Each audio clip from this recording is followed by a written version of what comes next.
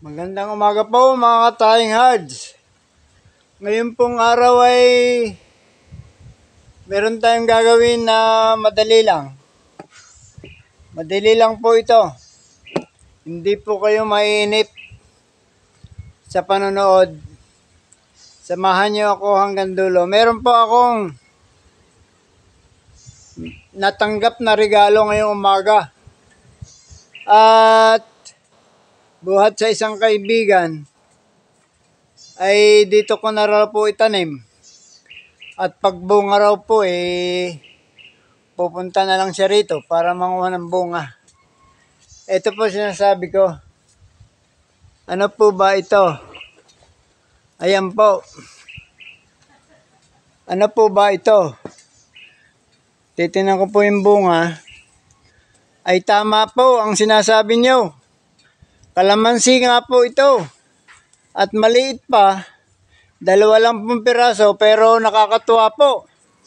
Maliit pa siya. May bunga na. Kaya amin pong itatanim ngayon. Dito lang po sa malapit sa bahay ng aking amo. Ayan po ang bahay niya. Ayan. Dito lang po sa gilid. Dito. Itatanim.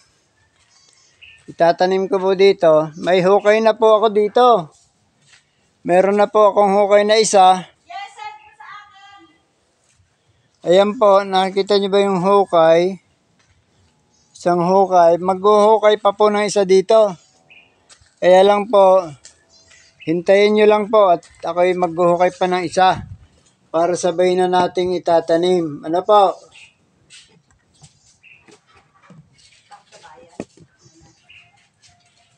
Ayan po. Hintayin po ninyo ako. Panoorin po ninyo ako sa aking paghuhukay.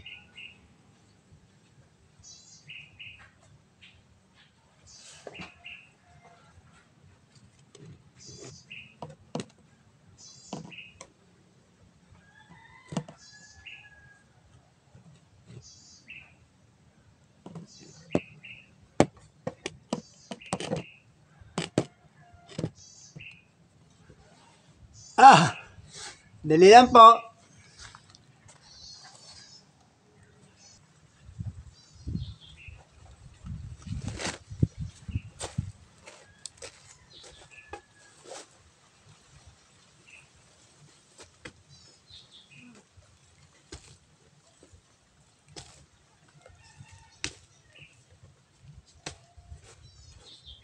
Hawakan mo yung camera, dali.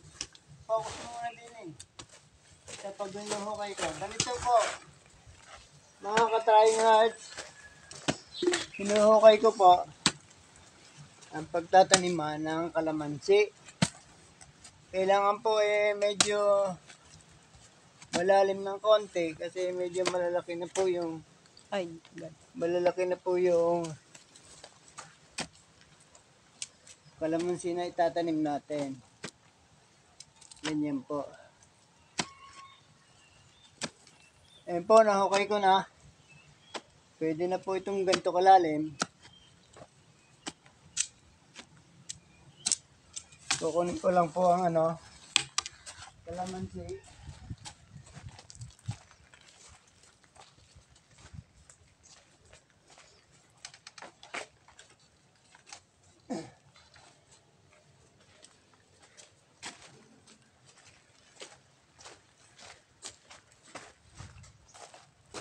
Ito po muna sa tabi.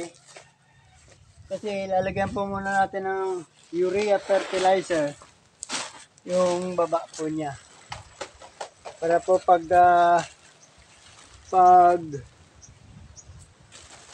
eri po ang pangalan ng fertilizer. Urea 4600. Ayan po ang ating ilalagay. 3 dakot lang po. Pagkatapos po, tatabunan na yung konting lupa yung fertilizer. Kailangan po hindi siya nakalitaw para po hindi agad pagka po nilagay yung kalamansi, hindi po agad siya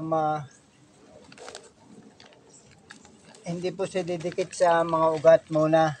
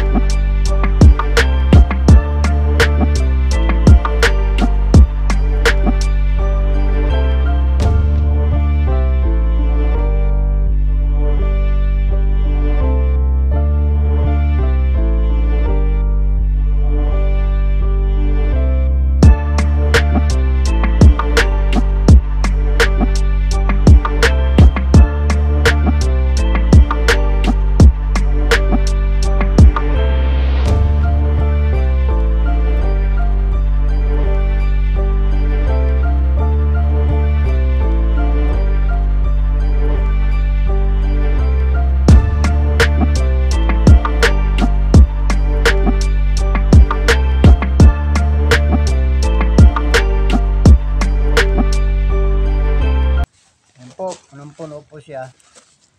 Punong-puno po ng lupa. Ayun po.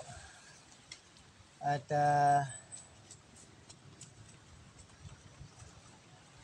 okay, mga ka-trying hards, nakita niyo po kung paano natin itinanim ang dalawang kalamansi. Nilagyan po natin siya ng baon